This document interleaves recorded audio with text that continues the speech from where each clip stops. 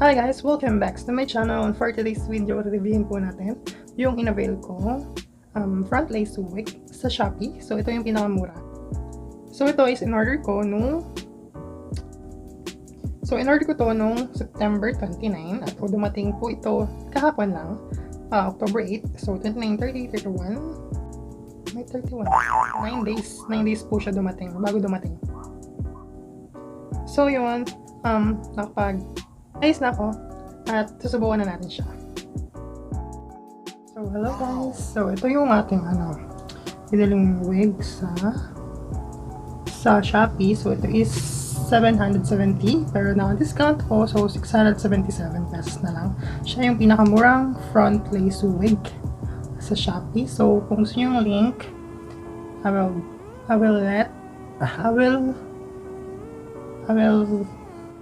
basta kung gusto niyo ng link dun sa lalagay ko lang sa baba.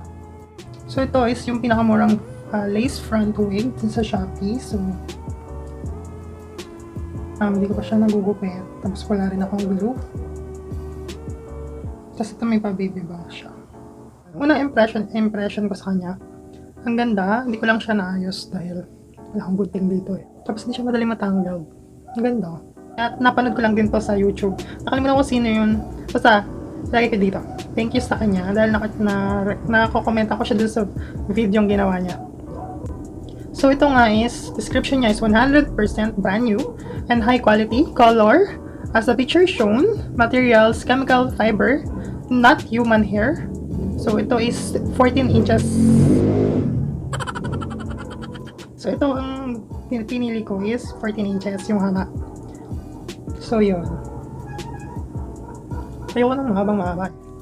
So yun, gandang-ganda ako sa kanya. Ang ganda niya, in fairness. Hindi siya synthetic. Hindi siya human hair, pero parang human hair siya. Ganun. Tapos front lace pa siya. Hindi ko lang sure kung mahatian ko siya dito. Sa gilid, hindi ko lang sure.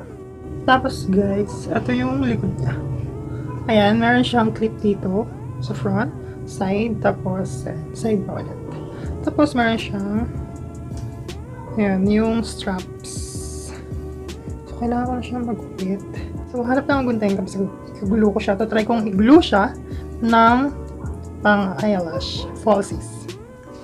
So ito, meron na akong gunting. So try natin siya gupitin. So parang 1 cm yata yung panggupit. Ay, yung allowance niya, ititira mo. Hindi ko sure. Oh my god, kinabahan. So, hindi ko mapapakita. Wait lang, mag-concentrate lang ako. A few moments later, guys, nagupit ko na siya. At ito yung kanyang, yan. Susuot na natin siya.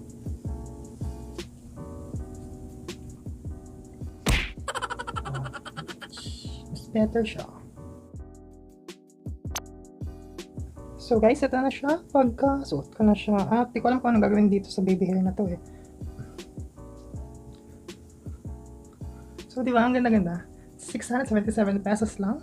At meron ka na parang 2.9 na buhok. So,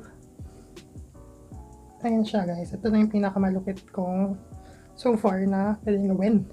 Verdict. Punta tayo sa price. So, sa price is 677 pesos ko lang siya na-avail.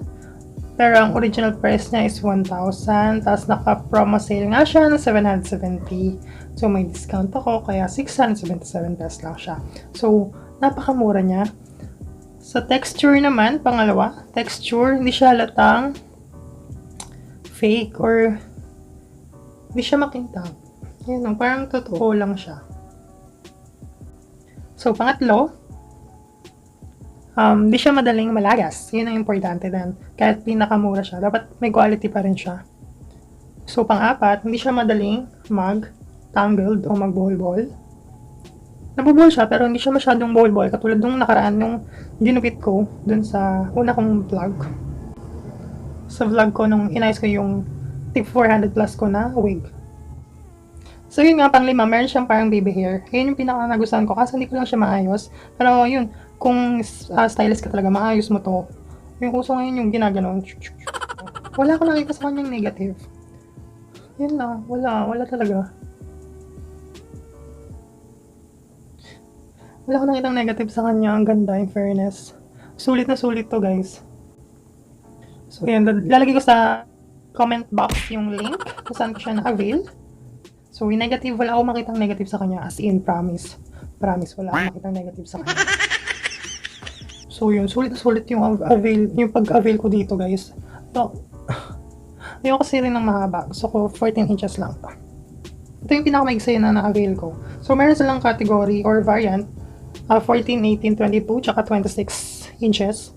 So, ito yung pinakamaigsi na kinuha ko. Kasi yung isa, yung ginupit ko last time, ano yun eh, parang 67 or 76 long.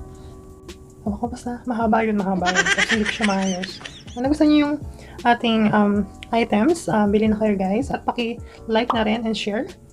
At kung di pa kayo napag-subscribe sa aking channel, please click the subscribe button and click the notification bell para lagi kayong updated sa aking uploads. So, yun lang guys. Thank you for watching. This is fin-naka. Bye-bye.